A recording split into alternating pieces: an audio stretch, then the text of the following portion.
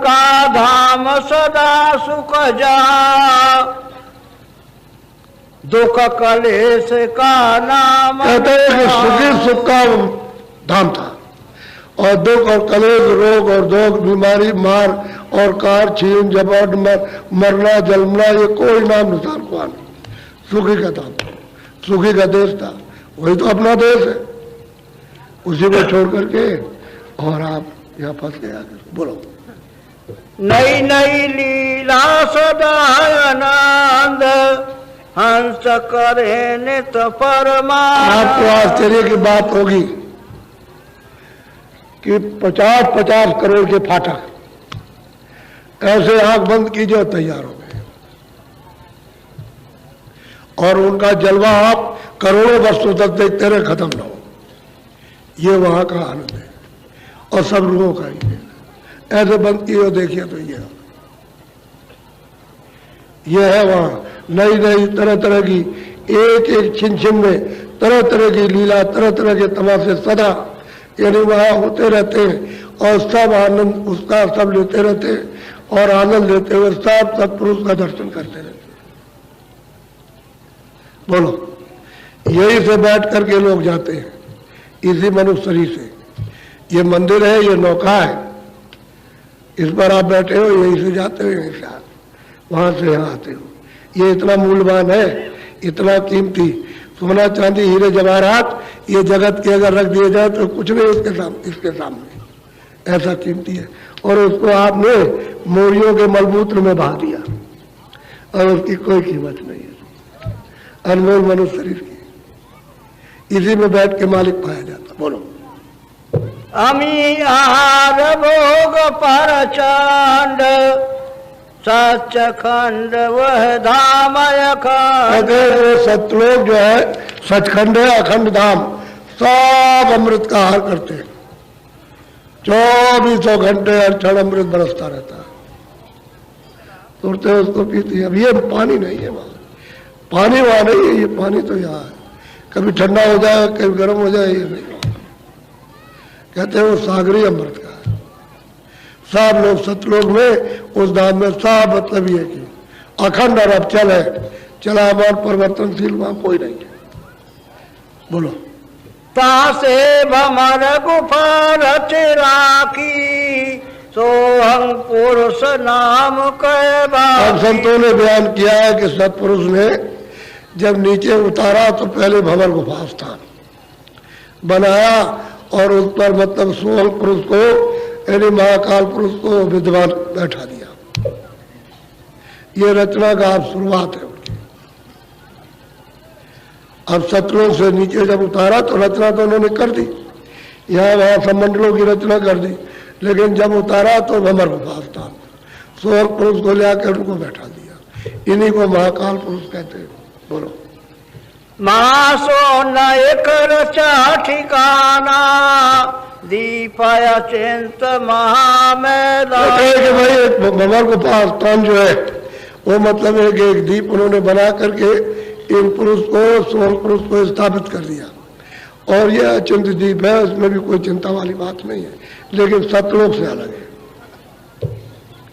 चिंता की बात तो नहीं है, लेकिन यह है कि वहां से बाहर कर दिया, सतलोक के नाके से बाहर निकाल दिया और वहां स्थापित कर दिया, इनको बैठा दिया। अब ये भंवर गुफा स्थान पर ये अपनी तपस्या शुरू कर देंगे। बोलो। तिसके नीचे सोन विलास, अक्षर दीप रकार। अब कहते हैं भंवर गुफा जो मैदान है ये मतलब है अरबों अरबों योजन, एक योजन का 4 कोस होता है, अरबों अरबों योजन का लंबा, और फिर भी पता नहीं चलेगा कहां तक चले जाएंगे, और अरबों योजन नीचे जाओ इस मैदान में, और अरबों योजन ऊपर जाओ, दाएं बाएं चले जाओ, लेकिन उसका कोई अंत नहीं है। इतना ये मैदान लंबा है, यानी कोई इसके क्यास नहीं है कि कितना और आगे होगा। कहते हैं कि ये इन्होंने रचा, किसने? सतपुरुष ने इस मैदान को। उसके नीचे कहते हैं कि अक्षर दीप बनाया, उस पर पार ब्रह्म निरंकार पुरुष को बैठा दिया। निरंकार पुरुष उस पर बैठा दिया, उन्हीं को पारब्रह्म कहते हैं। हिंदू पारब्रह्म, मुसलमान उनको अल्लाह कहते हैं। और ये दीप उन्होंने बना दिया यहाँ लाकर इस स्थान पर। इसको सुन्न कहते हैं और उसको दसवां द्वार कहते हैं। बोलो। वहां से रचा त्रिकुटी धाम, ओंकार का वाजने कहते हैं कि फिर उन्होंने और नीचे क्या रख दिया कि त्रिकुटी स्थान उस पर ला करके ओम को यहाँ स्थापन, उनका नाम ओम है, ओम को यहाँ स्थापित कर दिया, त्रिकुटी में यहाँ बैठा दिया। इन्हीं को हिंदू कहते हैं ब्रह्म, मुसलमान को रब कहते हैं। सीधी सीधी बात समझाने की सब और सुरतों को दिखाया हो, प्रश्न कर रही, उसका उत्तर दे रहे, दिखा दिया, आपके लिए प्रश्न किया। अब ये विस्तार बता रहे कि सतलोक से इस तरह से हुआ। बोलो। वेद कतेवक यही मुकाम, तेरे लोकी का कारण कहते हैं कारण बीज यहाँ पर उत्पत्त कर दिया। क्यों कि मतलब यह कि यहाँ जब इनको बैठाया तो शब्द, स्पर्श, रूप, रस और गंध, ये चार चीजों का नीचे उतर करके बोध होने लगेगा। स्पर्श क्या है, रस क्या है, गंध क्या है, रूप क्या है, शब्द क्या है। इसका पहले ये नहीं था, पहले तो सुरते शब्द रूप में थी। यहाँ आकर के ये कारण है, फिर नीचे उतारा। बोलो बोलो। हमें जनरी दीपकी रचन रचाई, निर्गुण काल की जा ठकुरा। अब कहते हैं जजरी दीप सहदल कमल, उसी को जजरी दीप कहते हैं, उसको सहदल कमल कहते हैं। सहस्त्रों बुझावा वाला कहते हैं कि उन्होंने इसकी रचना की और इनको इस पर बैठा दिया। इनका नाम है निरंजन, दूसरा नाम कुछ नहीं, नाम यही रहेगा उनका, यही नाम है उनका, सदा यही नाम रहेगा उनका नाम, अपनी जगह पर है, उसको कोई मिट नहीं सकता। बोलो। गुण तीनों या से उत्पाने, ब्रह्मा विष्णु महेश कहाने। अब यह है कि गुण तीनों यानी सहदल कमल से, जंजीरी दीप से ये उत्पन्न हुआ, इनका मसाला यही से हुआ। और रजोगुण तमोगुण ये, और यही से बुद्धि आई, मन, बुद्धि, चित्त और अहंकार, ये चारों ये यही से लगा दिए गए नीचे। और इन्होंने इसी का जिक्र किया, इसी से उत्पन्न हुए ब्रह्मा विष्णु महादेव, इसी मसाले से उन्होंने तैयार किया।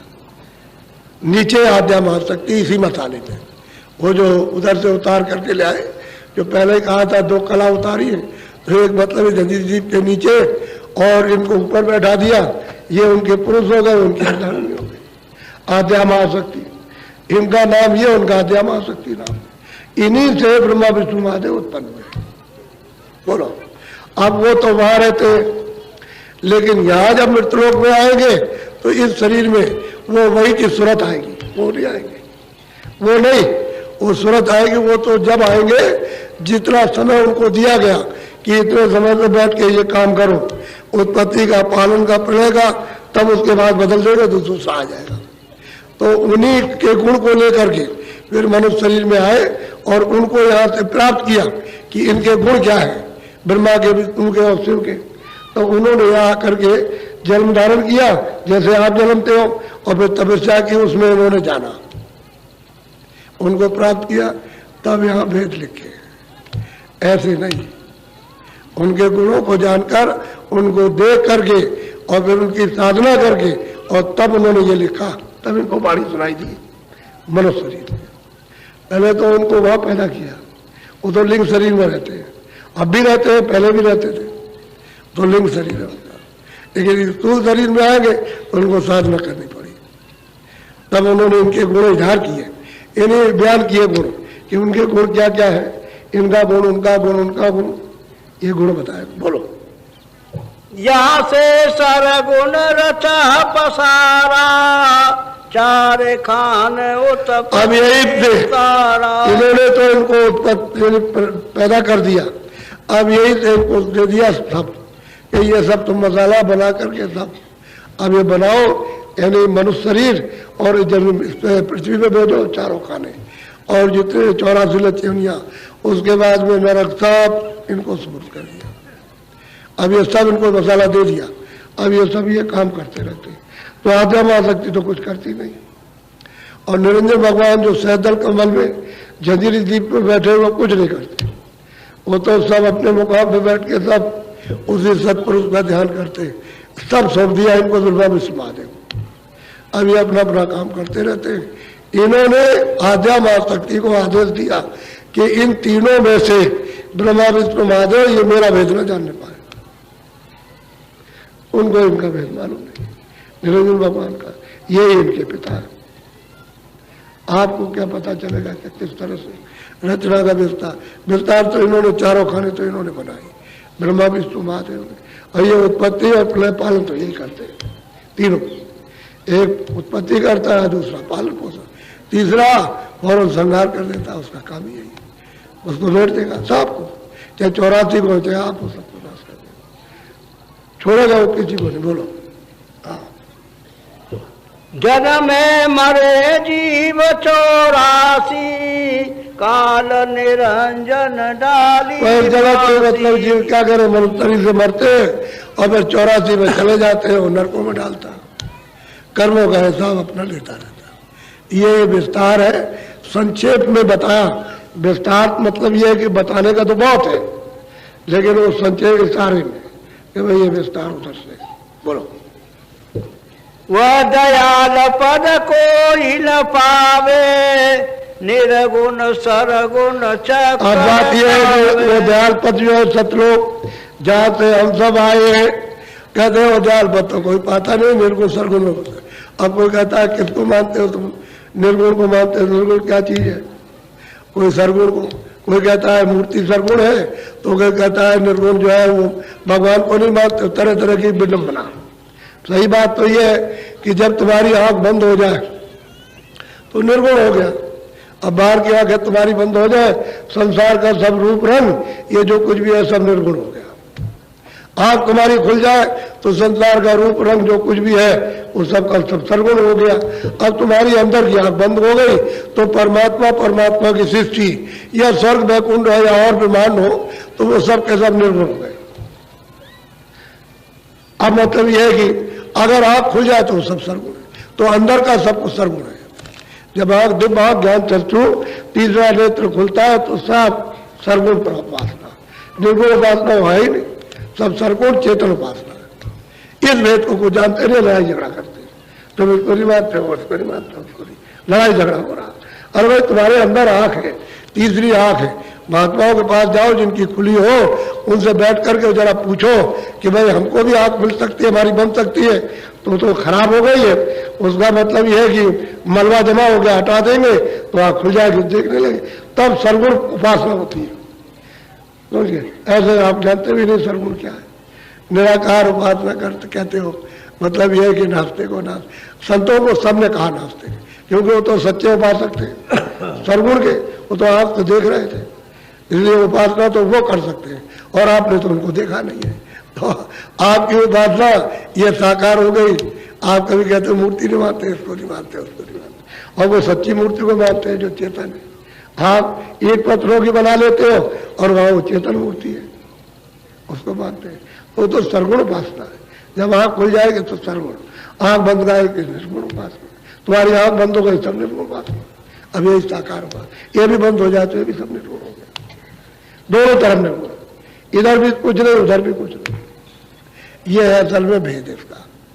तो सब लोग इस चक्कर में फंस गए आकर। बोलो अब पर लेखा बाखू लेखा जस से मटाओ जगत। कहते हैं कि अब जरा पढ़ने का सूचन एक इशारे में सुन लीजिए कि भाई ये तो विस्तार हो गया, चलो ठीक है, 4 खाने बना दी, 84 लचूड़ियां मनुष्य में भेजा और नरक बना दिया, और इन्होंने इनको अधिकार दे दिया ब्रह्मा विष्णु महादेव को।